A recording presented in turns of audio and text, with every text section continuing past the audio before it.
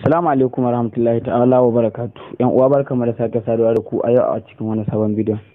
Insha Allah bidiyon mu na yau zai mana bayani akan wani sabon application wanda zai baka dama ka gyara hotunan ka tsatsara su kyau ka saka masu kiɗa. Sana kuma za ka yaɗa na birthday ɗinka ko na gama makaranta ko wani abin kariya makamancin haka. Kai tsaye mu shiga ko ga wannan app ne. Sannan kuma da Allah an kai bako ne a wannan channel ta mai albarka, taimaka ka danna alamar subscribe, sana ka danna alamar ƙararrawa. Da wannan bidiyon da zan gabatar ya burge ka, taimaka ka danna alamar like, sai share da yan uwanka domin kowa ya amfana. Nagode, mu shiga cikin bidiyon.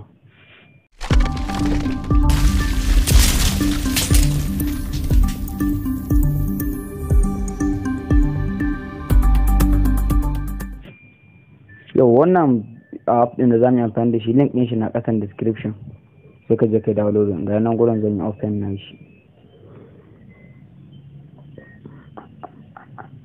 Yawa bayan ya buɗe zai kawo ka fuska kamar haka, inda za ka taɓa shi ne ga guri nan create video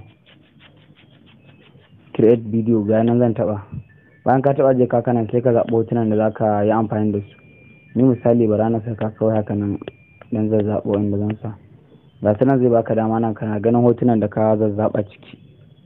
In ka zaɓa wanda bai ma ba sai ka taɓa alamar kansa ka cire shi, sai ka zo nan don ga nan daga sama ka taɓa. Bayan ka taɓa don zai kawo kanan wurin nan duk hotun da bai ma ba za ka iya cire ko za ka yi ƙara ga alamar executive na haka cancel. In sun ma ka taɓa wannan alamar don ɗin ga nan gurin.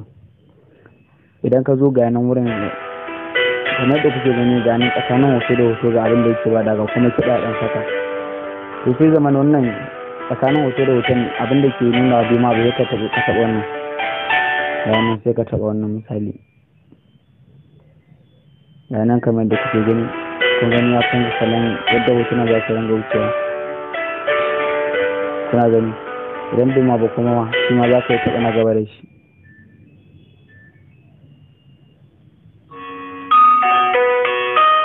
Ga sunan dai nan kala-kala ne, ga sunan da za ka yi ta saka ma hotunan ka yana da yawa sosai. Ga sunan idan muka zo abu na biyu wannan from sai ka taɓa kai.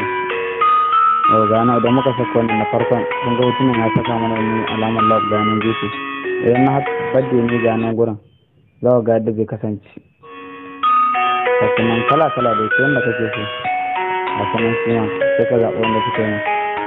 Abu na biyu nan kuma wurin add picture ne, inda za ka ƙaro hoto kenan idan kana so ka ɗauko wani hoton. Idan muka zo nan edit ga nan gurin shi ma duk wurin ƙaro hoto ne. Yau idan muka zo nan gurin music shi kuma irin idan sound ɗin bai ma ba ga nan sound ne sai ka zaɓi wanda kake so ka aza.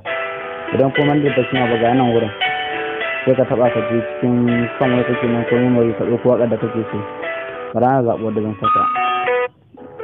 Mu ɗauka wannan ta mutum zai nan taɓa flag kun ji ta hau.